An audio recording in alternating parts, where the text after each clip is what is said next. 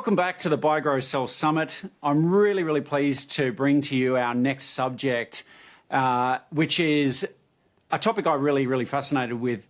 The topic is called Equity for All, Unraveling the Power of ESOPs. And to talk about this topic, I've got the absolute subject matter expert in David Early from Nuwaru. David, welcome to the Buy, Grow, Sell Summit.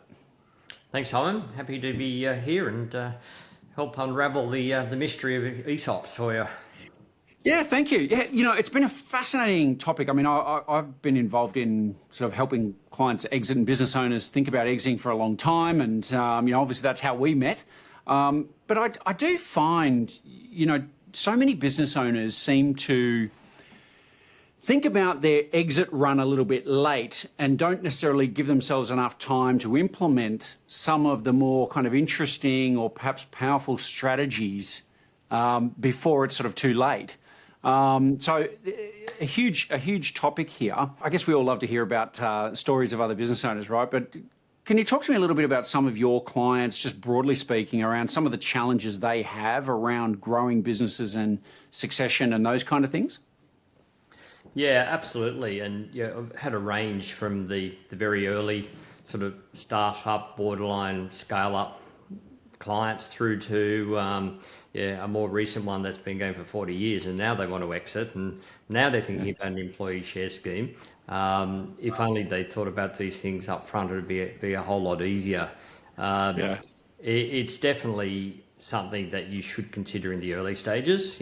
Not necessarily right at the startup phase, but once you sort of cross that hurdle, the business, you've proved up at the concept and now you're scaling up. That's the time to really think about it and bring in some of you, particularly your key employees, into some sort of share plan. Not only do they then get to benefit in hopefully the successful growth of the organisation, but they're totally motivated, invested. Then they feel part of the business. You've got retention benefits. You do need to get in the earlier days because there are a lot better concessions if you're an early stage company rather than a mature company. Yeah, cool. Well, look, we'll maybe get into some case studies in a moment, but just for the uninitiated, could you just define what is an ESOP? Interesting question, because there's various descriptions about what it actually stands for. It technically, I think, stands for Employee Share Ownership Plan. But when anyone goes and talks to their tax advisor, the tax advisor say, "What are you talking about? It's an employee share scheme." The sole reason for that is, guess what? The tax law refers to it as employee share scheme. So one and the same, but their employee share ownership plan. So one of the things I think a lot of people have heard about, whatever name you want to go by, I guess, but a lot of people have heard about either themselves or their friends who've worked for big listed companies and they've ended up getting shares as a part of their package. And, they probably don't necessarily know a lot more than that about it. But really going back to your previous comment here, it sounds like this type of program is now far more available to private companies. Is that the case? Yeah, absolutely. And it's equally, if not more, available to private companies in terms of the startup concession, which is particularly tailored for the scale ups. Is only available to private companies. Once you're listed, you lose those benefits. Yeah, cool. David, one of the things I say, I've worked with a lot of different firms over the years. Whether they're a manufacturing company or a professional services company, I mean, all companies are run by people, right? And I think one of the things that I keep hearing, particularly on the back of COVID, is just how hard it is to find the right kind of people, attract them, recruit them, and ultimately retain them, right? Because there just seems to be a bit of a turnover in staff out there. So I just wondering, can you just talk to us a little bit about that and how you see potentially ESOPs helping in that situation? Yeah, well, an ESOP is a great tool to attract people in the first instance. Be that as a de facto sign-on bonus, which is delivered in shares, through to just if someone's thinking about joining a company, they would rather join one where they feel part of it and can help deliver the ultimate success story. So it is a powerful tool for recruitment. And then as you go on, not only do you have the motivational benefits, when feeling part of the company, but from the company side, it is a retention tool, right? Because all of the ESOPs come with conditions, be it time-based or performance-based, where they vest over a period of time, and if you leave, the employee leaves the company before they vest, well, guess what? You lose the benefit. So it is a retention tool as well, which has its pros and cons. Generally pros.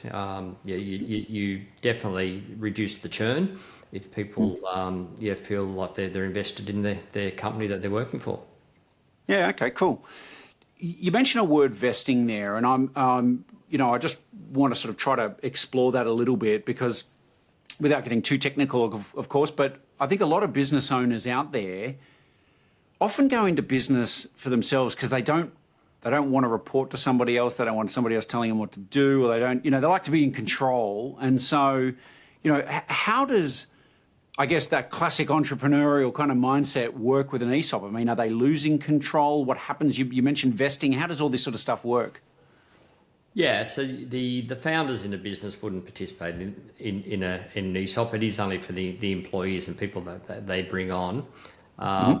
And normally they would set a fairly low percentage threshold in terms of how much of the equity in a company they're willing to hand out to employees. Sure. I've never really seen it go over 20%. It's normally more like around 10%. But you can determine that percentage. There are some limitations in the corporations law and ASX rules, but you can vary that yourself in your constitution. So you got to do what suits the business.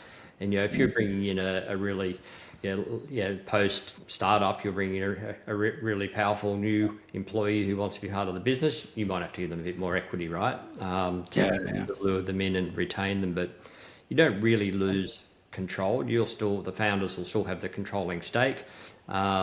Yes, once they become shareholders, if they actually get the shares, they can come along and vote at your meetings and things like that. So you've got to bear that in mind, but you'll force them to sign up to the shareholders agreement. So they've got to play ball. That's part of the condition. And often, what you'll do too, if you say you're issuing the shares or the options out to the mainstream employees, you don't want 150 employees turning up to your shareholders meeting necessarily.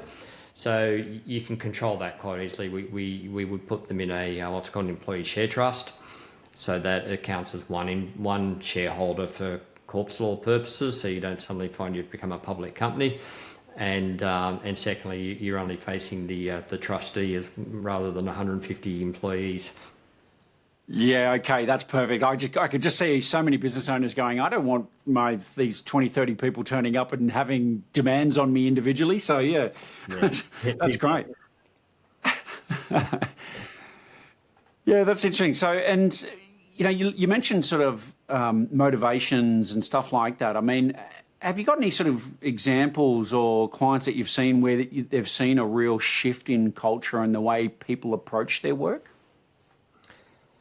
Yeah, absolutely. One particular client, which is in the IT industry, it's gone through incredible, share price growth, and we've been working with them for about 4 or 5 years now, and they sort of rolled out, a number of schemes and a number of different types of schemes, but pretty much every employee has some form of an equity stake, and if it's an option or a right or the real shares at this point. But with the growth that company's gone through, everyone's thrilled by it. Of course, when someone makes you wealthy, everyone's happy, right? So indeed. When I heard their share price was like $2.60 when I first started, and now it's about $35 a share. So yeah, nice. People. Yeah, no, that's great. I can imagine too. That's that age-old problem of how do we get employees to act like owners? Well, I mean, if you make them owners, it's probably bridges a big part of that gap, right? Yeah, and look, let's not be unrealistic. A lot of the smaller holdings are going to be like 0.5% or less. Are you really having an influence? It doesn't really matter though. It's psychologically they feel part of the company once they've got a slither. Yeah, I've had a client who's a wholesaling business, good company based here in Australia, and they implemented a program about a year and a half ago, and they've just had nothing but positive feedback around it. You know, just as you say, culturally, and the way employees speak to each other. And I mean, they already had a good culture. I think it's probably important to note here that if you've got a terrible culture, implementing an ESOP's not going to fix that problem. But they had a good culture. A company you don't like, yeah. Well, yeah, right, and that's an interesting one. But it's yeah. Look, I certainly have. I think if you're promoting a good culture, this provides an enormous boost to that culture and longevity of those employees. One of the questions you just sort of raised an interesting topic there around the shares being valued. So how does that work? I mean, obviously they're not listed on a stock exchange, so it's not publicly available information. It's how do you go about, I guess, coming up with that valuation initially, and does it get revalued regularly, or how does that typically work? Yeah, as a private company, obviously there's no exchange or market to work out the value, so you would generally get a third-party valuation done. You can do your own valuation, but yeah, to give it credibility, you're better off either getting a third-party valuation, or if you've had a live situation where you've done an equity raise, you'll have already had a price set. Kind of, if stakeholders come in and put in 20% of the capital of the company and they've paid X, well, you've got that as a threshold already, and you then leverage on that and you keep moving up, hopefully beyond that. But if you've got a long gap between when you did that last raise and issuing another tranche under your employee share scheme, then yes, you'd most likely go out and get a third-party valuation just to validate the price. Yeah, interesting. So do you ever see companies then that are doing this that just do an annual kind of sanity check of, hey, let's just get an update for evaluation to, if nothing else, for reporting sake, or just to inform the employees and the team who are part of the program? I haven't seen a sort of regular program of valuations. It's more driven by, we're going to do another tranche and therefore we need to determine the price. Whereas if you're sort of reporting back to the employees, okay, you're now holding 450 shares, it'd be if it was valued at this, which we think is reasonable, this is what it's worth. You don't have to get too carried away with the valuation when it's just sort of a general reporting. But clearly when you're trying to set a price for a purpose, which is like the strike price or the purchase price in a new tranche, you'd want to get a bit more scientific about it, just to give the employees some validation that what they're paying is fair and reasonable and not a lofty valuation determined by the owners. Yeah. Oh, that's a little. Most business owners value their company more than the market, I find. So yes. Yeah, fair enough. So David, I heard you mention before a couple of different types of ESOP. I guess without going down a rabbit hole on some of the technical components of each of them, how would a business owner typically know what type of structure would be suitable for them? Good question. I get asked this all the time because they get thrown all sorts of different arrangements they hear about. But you do need to work out what's fit for purpose for a business. So ignoring tax for a minute, because there's sort of I guess you would say there's certain types of share schemes commercially, and then there's certain overlays tax has. But looking into what is really available out there, there's options, there's rights, and there's shares basically. So they're your three forms of what you can do it in. Of course, options and rights convert to shares. It's just that it's just a contractual arrangement before the real thing. Generally, with options and rights, they're issued for nothing, so it doesn't cost the employee anything to take these on. So it's kind of a zero risk exercise for them, which is big. They don't want to have to make an investment decision at that stage. And then they'll have different exercise prices. Options will have a predetermined price, which you'll pay whenever the future exercise date is.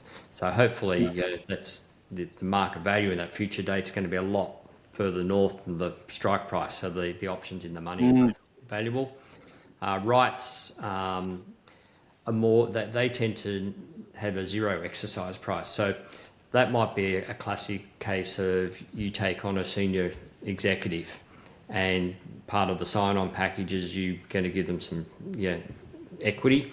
Well, you do that in the form of rights. So it's like it's got immediate value, but then because it's got a future vesting period of, say, it might be over a 3-year time period and might have some performance criteria built in, then they have to meet those conditions before they can actually exercise and get their shares. But it doesn't. Okay. So it's a costless bonus essentially to the executive in that case, rather than paying a strike price that's probably referable to what you think the market value is at the time you grant them. And then you just got the straight up shares. Some people just prefer shares because they're easy to understand. What are these options? What are these rights? I don't get these derivative type things, and it's all too hard. The problem with shares is you've issued the shares, they become a shareholder. If you've then got conditions on them, and then they don't satisfy those conditions, they leave or don't meet performance criteria, you then got to pull the shares back.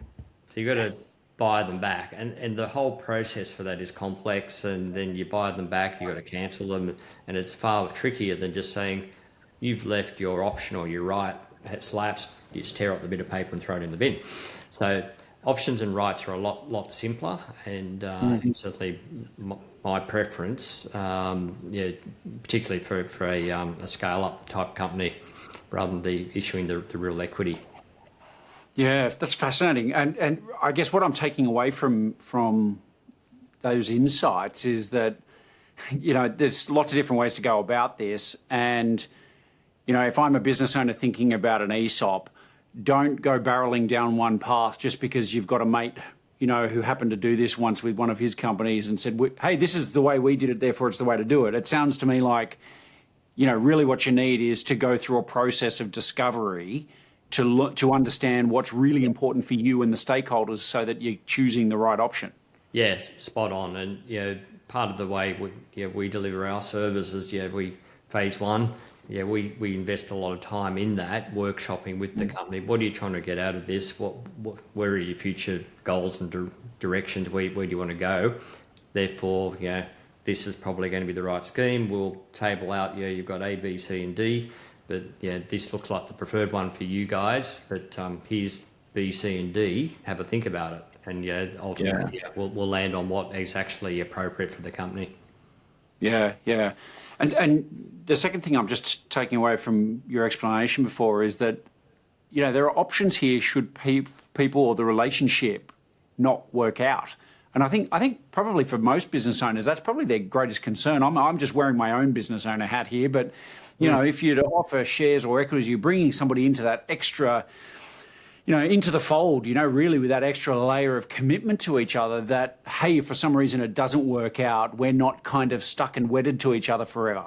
Correct, exactly. And look, if you terminate someone for cause, most of them if there's cause and reason why they've been terminated, then they will lose their options. That'll be a forfeiture. If you just decide to make someone redundant, business hasn't worked out, then normally you would have to vest it at that point. And but often you will structure these things where you can do it as a cash settle payout rather than actually they keep the option and exercise and become shareholders, because you don't often want former employees remaining shareholders, right? Yeah. No, that makes a lot of sense, particularly from they're still a shareholder. It's a conflict. Yeah, I can imagine from a privacy perspective. I think most private businesses are quite private, and you don't want to have to release information to external shareholders who aren't kind of in the mix anymore. So that, I think, makes a lot of sense. But so that's quite interesting that they've got those options available. And to your point just then about redundancies, I mean, I guess from an employee who's leaving under some sort of redundancy, this is just a basic entitlement like, annual leave would be, because you've all agreed that it's a part of their fundamentally, I guess, remuneration in one way, shape or form. Is that a fair comment? Yeah, it's it's always drafted as a sort of, each one's a one-off discretionary arrangement. It's not sort of, doesn't become locked in as your salary and wages and all that sort of thing. But practically it's considered part of your remuneration. Yeah, okay. So you mentioned before you've worked with startups and you've worked with some fairly mature companies. Are there any sort of major advantages to employing this type of program earlier? Are there different thresholds, cut-offs, from either a tax benefit or any other kind of benefit to the current owners? Yeah, the key one is straying into the tax territory now, sort of, with the different types of tax treatment. There's, which maybe I just snapshot of that. There's three ways. Sure. These are types of tax schemes for tax purposes. One is where you get taxed up front on the benefit. One's where it's deferred, and then there's the startup concession. Just brief, the upfront tax one is, as the name suggests, you get taxed up front on the discount that you deliver. So the day of grant is the taxing point. The deferred tax one, you can defer the tax until all the conditions lift, the risks of forfeiture and restrictions on disposal lift, which could be 3-4 years down the track, which is kind of suitable for a large listed company that's probably got a stable share price. People always want to defer the tax. Consequence is you work out the discount in 3 or 4 years' time when at the deferred taxing point, and that's based relevant to the share price at the time. So if the share price has gone up like that, you're suddenly paying a lot of income tax when it vests and the conditions lift. Instead of had you paid tax up front, you then, all that upside would be in the capital gains tax net rather than income tax net. You get the capital gains tax concession. So there's benefits. But the key one for the ones you mentioned, the scale-ups, is the startup concession. So essentially that is an upfront tax plan, but the concessions that really come in there are around how you can value the shares and the options. Because part of the problem is options is the favourite usually for the reasons mentioned earlier, but where do you set the strike price? And normally under a option pricing model, you would have to set the strike price at around double the current share price to make sure it's a worthless option day one, so there's no tax up front. And people go, the company's worth $2, you want me to pay $4? Why? I don't really want to do that. But if you're a startup and you're eligible for the concession around valuation, there's a favourable valuation model you can use that the ATO accepts, and it basically can value the company using net tangible assets, subject to a few conditions around that. And as you know, early stage companies, the NTA is often close to zero or may even be negative, even though they'll say they've got a market value of $2 billion, because it's all in goodwill. So, but at least you can then set the purchase price and strike price of options relative to that NTA valuation. So you can set it very low. You can set it almost to zero and not trigger any upfront tax for the employees. And that way, then ultimately when they exercise and then sell the shares, the whole gain is in the capital gains tax net rather than income tax net. And then pay tax on half the gain instead. So it's a nice way of doing it, but you do need to get in before the concession lapses. So you got to do it before you're 10 years old, before your turnover is more than 50 million, before you're listed, and a number of other criteria. So don't delay, get in. Okay. So just to pick up on that again. So you're saying before you get to 10 years old as a company, and before you hit 50 million in revenue, was it? Yep, turnover. Yep. Okay, so 10 years old and 50 million in revenue, if you're not at those 2 points now and you're even contemplating having an ESOP at some point in your future, you should probably understand your options now so you can at least plan and give yourself some runway. Exactly. And it doesn't matter that the shares or the options vest after those thresholds have been breached, as long as you've offered and granted the options or shares before that. Okay. Okay, that's really interesting to know. Okay. Generally, one thing, like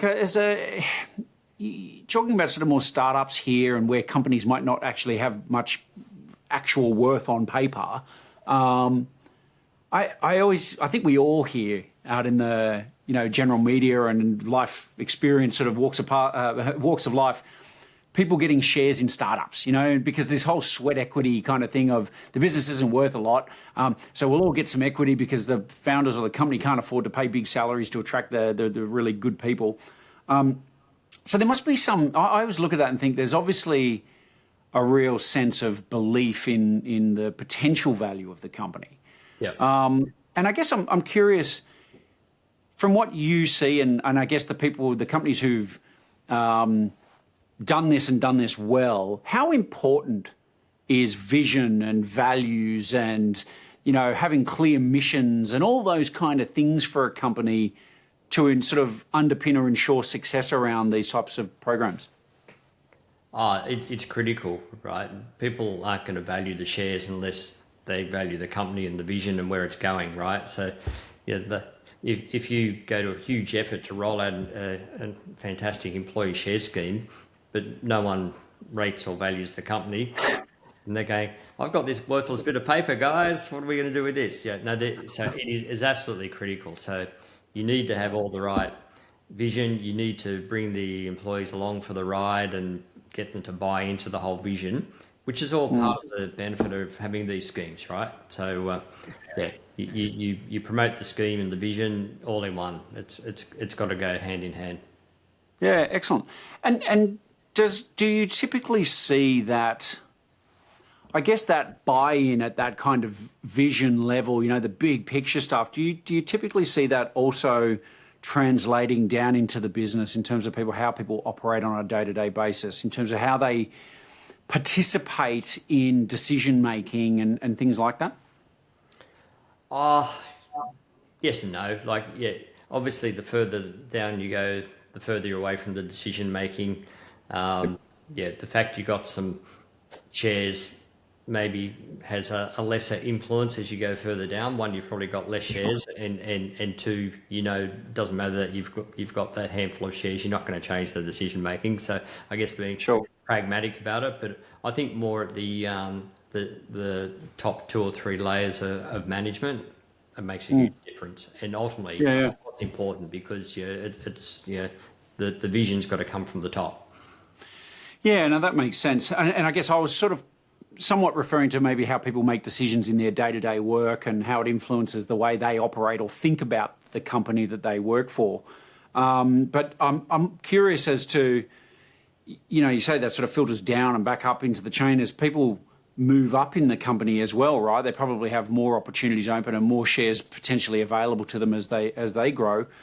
I'm really curious about how business owners could use a tool, a program like ESOPs for overall succession planning, because I keep hearing this problem of finding people. How do I get them to stick around? How do I get them to fill my role so I don't have to work 60-hour weeks all the time and all the rest of it? Yeah, 100%. And by issuing them the shares and bringing them on for the ride, they're vested day to day. So day to day, their decisions are going to be more influenced about the ultimate success of the company, rather than I've got to get home by 5 o'clock to go for a surf or something. And not that much, but you will be more vested in the success of the company.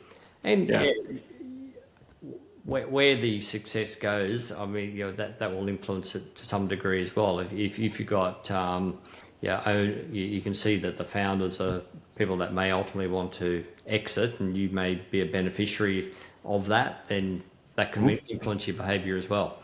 Because ultimately, these days, the way businesses work is you don't necessarily put all your eggs in just making profits and paying dividends. It's what can you sell the company for, and therefore the whole benefit of shares is so much more so than what it was under the old model. So, and if the senior execs see that they're going to be the beneficiary of being able to either sell their shares on the exchange if they IPO or to a private equity purchaser, they'll be very vested in the outcome. Yeah, I think that's fantastic. It's trying to get people to think about the big picture, right? It's where the real value lies. Once again, you've raised another question for me, but so what happens if you've got an ESOP in place and let's say you've got the kind of thresholds you talked about, maybe 10 to 20% of the company is in an ESOP, and the owners, they've been growing, they've been getting all these wonderful benefits from the program. And the owners or the majority owners now have decided they do want to exit and they want to perhaps sell. Mm-hmm. Are there restrictions on being able to sell because an ESOP's in place? Or how do they have to manage that sort of a situation? Yeah, it very much depends on the phase, you sort of the stage of the evolution of the company. Number one, it may well be that an exit event, be it a sale to private equity or a listing on the exchange for IPO, will be an automatic trigger or investing point. So, Gotcha. And certainly for the more junior employees, that will often be the case. And so they see this as fantastic. It accelerates the ability to actually cash in on the shares. There's a way of either selling them to the new purchaser or on the market. That's one aspect. If you're doing rather than IPO, you're selling to private equity. Well, the purchaser may say, "Well, you know what? I actually want to keep all these employees. I want to keep the scheme just running." In which case, they'll just roll it over. So either if they bought the entity, they may not need to do anything because it'll sit in the entity. But if they bring the people across, there are reconstruction provisions which allow you to sort of roll the existing scheme into the new owner without triggering any tax events. So it kind of depends the stage. So yeah, if the new purchasers are very worried about all the key employees leaving, guess what? They'll want to keep the scheme running. Yeah. Well, and I imagine too, there's probably the opportunity depending if the buyer might be a listed company, they could just roll them into their existing. They may have their own ESOP, right? That they can just roll them into, or yes. or if they're listed, of course, they're just listed. But yeah, exactly. Yeah, so it all depends on the circumstances, but yeah, you got the flexibility to take either path. Yeah.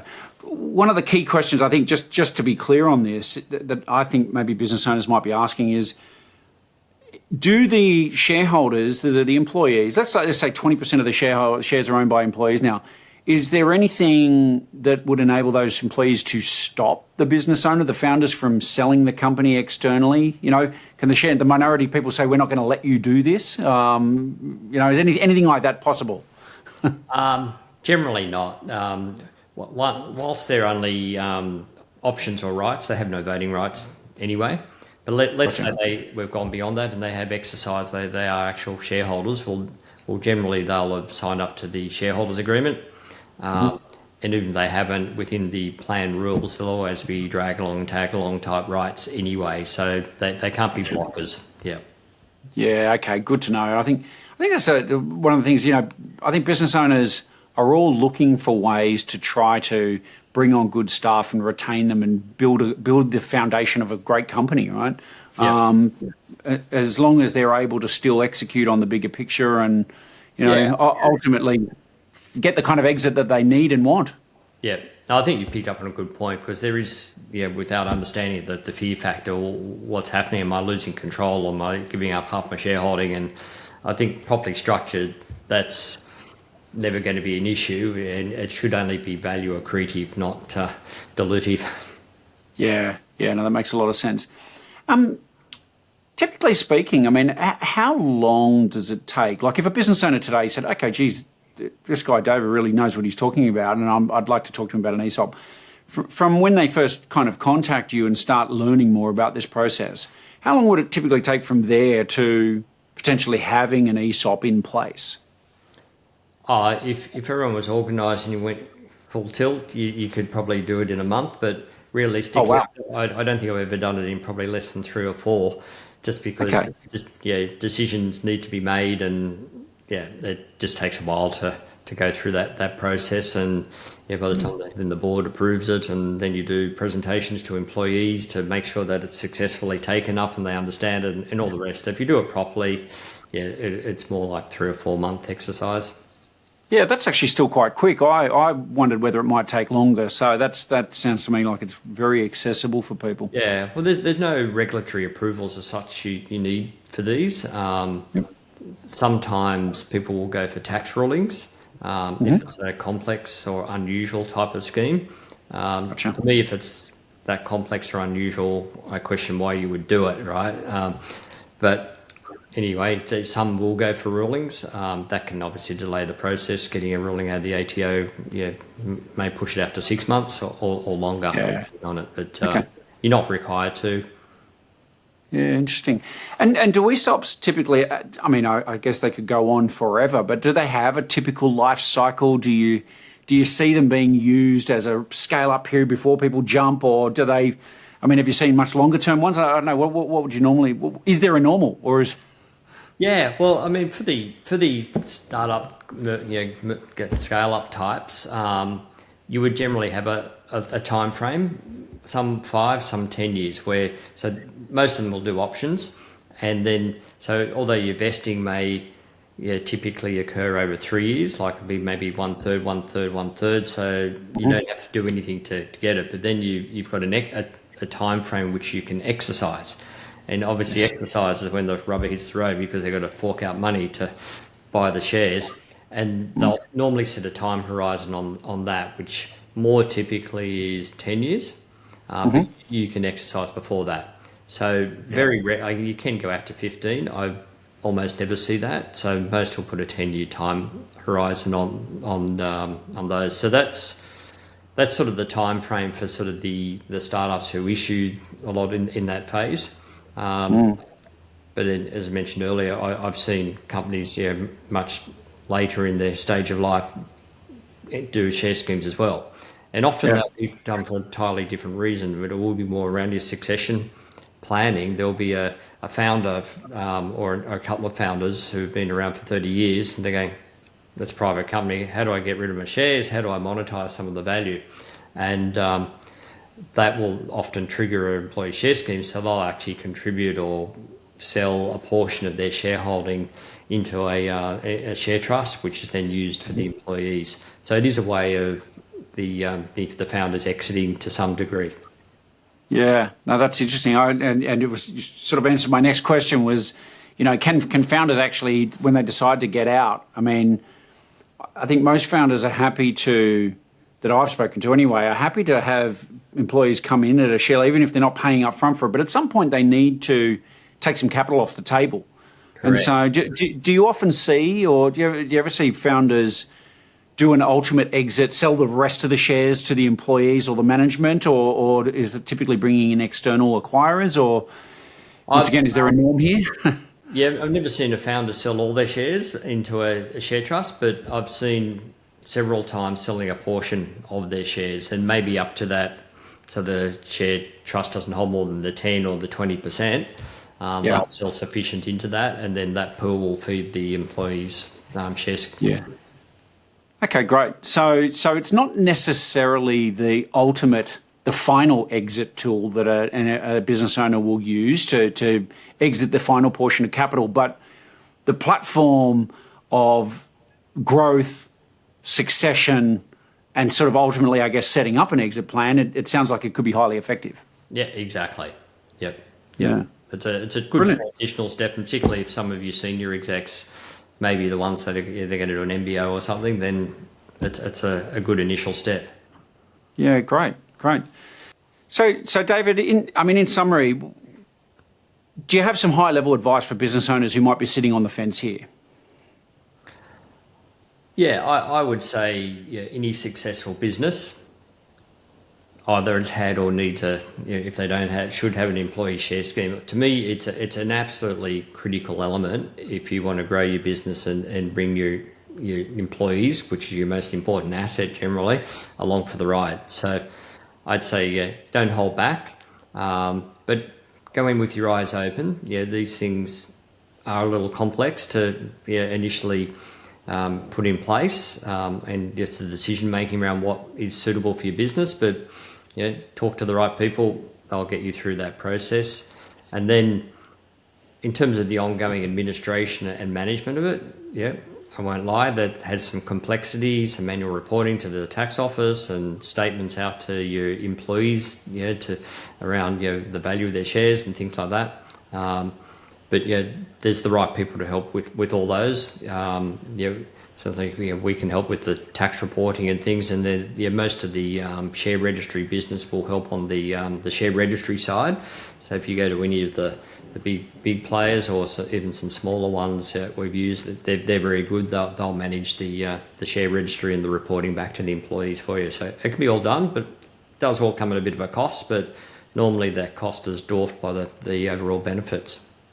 Yeah, and by the sounds of things, as we touched on earlier, benefits of a good culture, being able to attract good staff, giving them a framework to retain staff, and giving a framework to actually grow, right? I mean, if you've got the ability to take people on a journey and keep expanding your company, then clearly that's going to give you a benefit in the market. So it sounds to me like it's something really worth exploring. One of my suggestions here, I guess, is for all business owners is that if you're anything like me, you've got a glimpse of how technical some of these points might be. And it's not that you should be concerned about technicality. It's about go and speak to the right people and get the right advice rather than perhaps putting things together piecemeal from little bits of information out there that may not be applicable to you. So certainly, David, when we're ready to talk ESOPs, I know who I'll be coming to talk to. And how do people, what's the best way for people to get in contact if they'd like to maybe have a little confidential chat with you? Well, pick up the phone or drop me an email. Happy to have a initial chat. All the initial discussions on these. It's just happy to talk you through, no charge on just broadly, how these schemes work and give you a flavour. And then when you're serious about it, then we'll take you through all the different types of plans and work out what's suitable. If there's any advice I'll leave you with, don't go to the advisor that says, well, you must go into this sort of plan, because that's usually because that's what they've got on their word processor. It may not be fit for purpose. Make sure you do fully appreciate all the different structures, what's suitable for your business, and then that's implemented appropriately. Fantastic advice, and probably a good point to end on. So for all those listening, we'll put some contact details into the notes here so you can get in touch with David, and certainly encourage you to lift the phone or shoot an email and message through and at least have an initial conversation and understand how this can benefit you in growing your business and setting up better options for you as you continue on your journey. Thank you all for joining us. And David, thanks for making the time. It's been wonderful learning more about ESOPs. Pleasure. Thanks, Simon. Only too happy to help.